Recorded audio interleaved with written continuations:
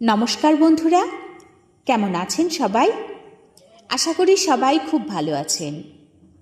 আমি মুক্তি বিশ্বাস হাজির হয়ে গেছি আজ গল্প পাঠ করে শোনাতে।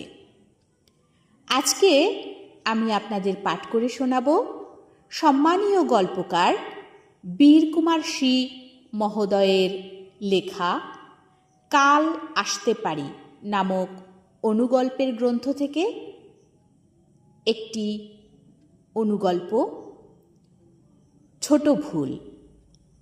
গল্পটির মধ্যে রয়েছে সমাজের প্রতি একটি সচেতনতামূলক বার্তা। চলুন আমরা গল্পটি এবার শুনে নিই। ব্যাপারটা বাবা মায়ের উপর ছেড়ে দিয়ে নিশ্চিন্তে ছিল সুবোধ। পাড়াপড়শি সবাই বলল, এখনকার দিনে এই রকম ছেলে লাখে একটা হয়, একেই বলে শিক্ষিত। শিক্ষিত এর একটা আইকন হয়ে উঠল সুবোধ। ইতিহাসে অনার্স, সজ্জন এবং রাজনীতির কলুষমুক্ত। মাধ্যমিক স্কুলে চাকরি পেয়েছে 5 বছর আগে। চাকরি পাওয়ার আগে প্রেম করা বা প্রেমে পড়া নিয়ে কোনো মেয়ের বাবা অভিযোগ করতে পারবে না। আর চাকরি পাওয়ার পর টিউশন নিয়ে এত ব্যস্ত হয়ে পড়ে যে প্রেম নিয়ে ভাবার অবসরই পায়নি সে। বাস্তবিক তার বিশ্বাস, বাবা মায়ের অভিজ্ঞতার নিরিখে নির্বাচন অনেক বেশি সঠিক। তাই এক সময় পিতা মাতার নির্দেশ মতো ঠিকুজি মিলিয়ে ছাদনাতলায় ভিডিও ক্যামেরার ঝলকানি, দূর নিকট আত্মীয়ের কবজি ডুবিয়ে প্রীতিভোজ। এমন ছেলে পাড়াপড়শির কাছে একটা আইকন হয়ে উঠবে, এতে আর আশ্চর্য কি? তারপর এক সময় সুবোধদের ঘর আলো করে জন্ম নেয় একটি ফুটফুটে মেয়ে। পুত্র রত্ন, কন্যা ধন, ভগবানের আশীর্বাদ।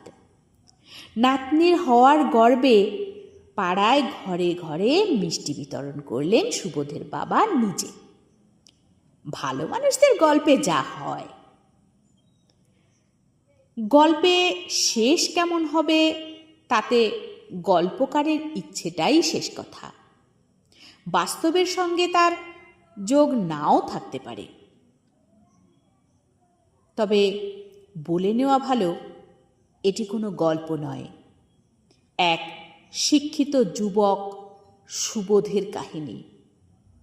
তাই শেষটা আমার হাতে ছিল না, ছিল বাস্তবের হাতে। বাস্তবে যা হয়েছিল। সুবোধ একদিন টিউশন পড়িয়ে ফিরতে তার স্ত্রী বলল, মনের জ্বর তো কাটছে না। অজয় ডাক্তার তো দেখছে, কিন্তু সপ্তাহ তো হয়ে গেল। কালকে না হয় মাইতিবাবুকে একবার দেখিয়ে নিও। মাইতিবাবু দেখলেন, রক্ত পরীক্ষা করলেন, তারপর বললেন, আপনারা কি বিয়ের আগে রক্ত পরীক্ষা করিয়েছিলেন? না, আমাদের পরিবারে এইরকম কোনো চল নেই। চশমাটা চোখ থেকে নামিয়ে টেবিলে রাখলেন মাইতিবাবু। বললেন, থ্যালাসেমিয়া। সুবোধ এই প্রথম অনুভব করল বাবা মাকে শ্রদ্ধা করা আর বাবা মার সব কথা মেনে নেওয়া এক নয়। বিয়ের আগে দুজনেরই থ্যালাসেমিয়া পরীক্ষা করা উচিত ছিল। তাতে বাবা মাকে অশ্রদ্ধা করা হতো না, বরং একজন শিক্ষিত মানুষের মতো ভবিষ্যৎ প্রজন্মের কাছে শ্রদ্ধার পাত্র হতে পারত সে।